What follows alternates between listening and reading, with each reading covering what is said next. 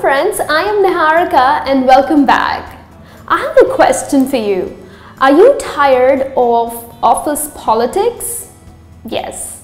Well, there are difficult people at every workplace. They're annoying, they're mean, they try to grab bosses' positive attention. They also try to grab your power, privilege, and the spotlight. So how do you deal with such difficult people, the difficult co-workers? Because they come in variety. So in today's lesson, I'm going to help you with 4 productive ways to deal with these difficult people at your workplace.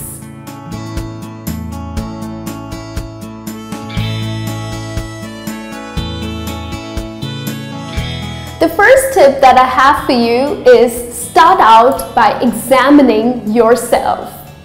Now here what I mean is you need to understand that whether there's this person who's been difficult with you or you are just overreacting. Well, that happens. We are human beings. Now, there are times when you think that this person is so annoying. He's been so mean. He's been complaining about me. He's been criticizing me. Yes, so you think that this person is being difficult, but probably you are just getting annoyed for no reason. Probably it is you who just gets angry easily. So the very first thing that you need to do is examine yourself. Understand whose problem it is, whether it's the person being difficult or it's just you or your behavior or attitude that's just annoying you.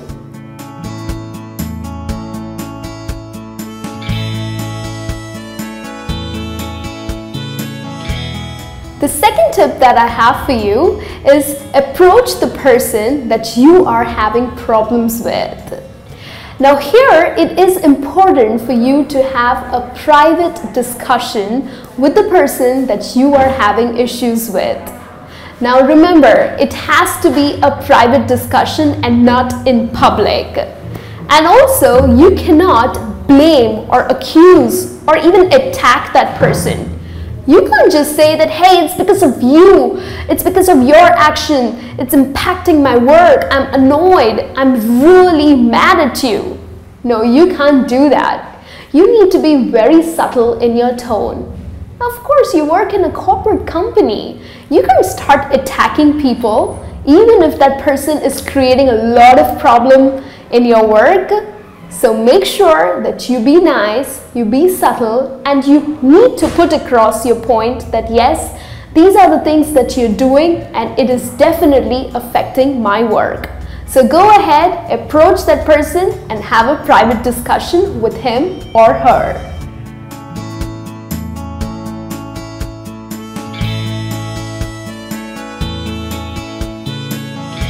The third tip that I have for you, friends, is share your experience with your friends.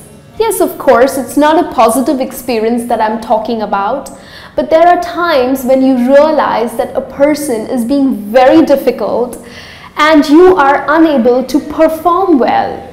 So it causes a lot of humiliation, it causes a lot of stress. So it's important for you to share it with a trusted colleague of yours.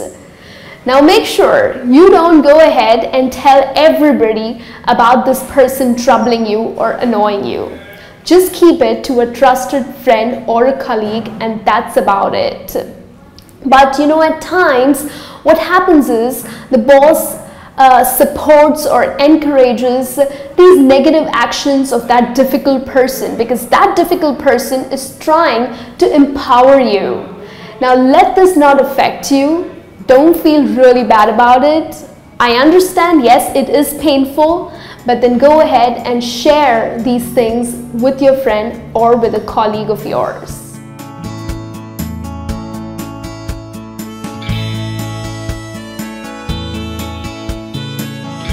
Now, if any of these approaches fail, then I have a 4th tip for you, that ignorance is bliss. Now here what I mean is that you need to start ignoring this person who's creating a lot of trouble and who is encouraging office politics. Now the reason? Well, yes, it's time to limit the access of this difficult person towards you. Because this is affecting your job, it's affecting your work and your career. So there's no point in fighting, there is no point in arguing. And then we are not kids. We can't go to the boss and start complaining about these actions. So there are times when you need to just ignore these things. Try to, stop taking voluntary actions or voluntary projects. Try to avoid the projects that this person is also a part of it. But also remember that this should not affect your work or this should not affect your career. So ignore, limit the access, and that should really work for you. This brings me to the end of this lesson. If all of these tips fail, then it's time to quit your job. Well, I'm just kidding. Of course, you're not supposed to quit your job because of this one difficult person who's troubling you. You just have to deal with such people in the right way and in a positive way. So, do not quit your job because there are a variety of troublemaking people at every workplace. So, if you try to run away from such people, there's no point. So just ignore such people and get back on the track, work hard and work for yourself. I'll be back with a new lesson soon. Till then, you take care.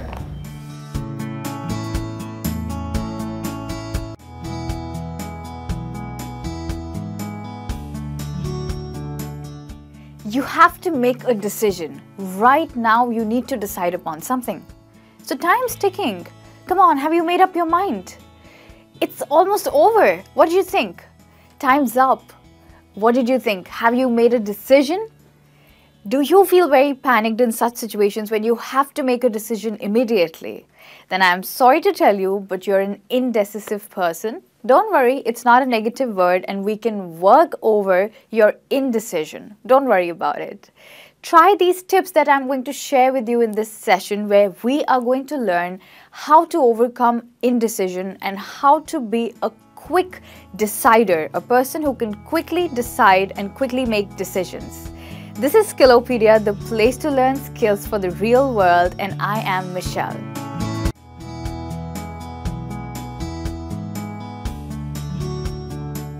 Hi, this is Seema. Welcome back to Skillopedia, the place to learn skills for the real world. I have a question for you. How many of you fight? I do. How many of you love to win a fight? I absolutely do. Well, let me tell you something. Fighting is not a bad thing. Really? Did I just say that? Yes. Well, fighting is not a very bad thing.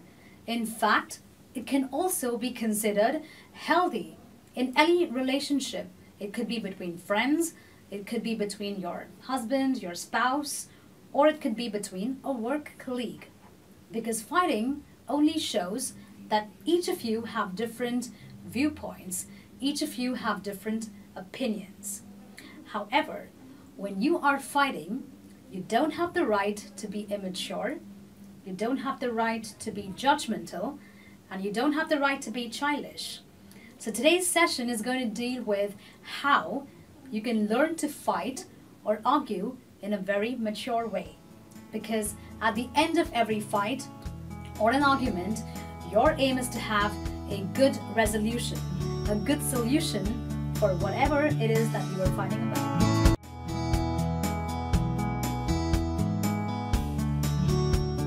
Hey, welcome everyone. I am Niharika and you're watching Skillopedia, the place to learn skills for the real world. So what are we going to learn in today's session? Do you want to be more likable? Of course, we all want to be liked by others. Now this is one of the most common questions that people ask. Hey Niharika, how do I be more likable?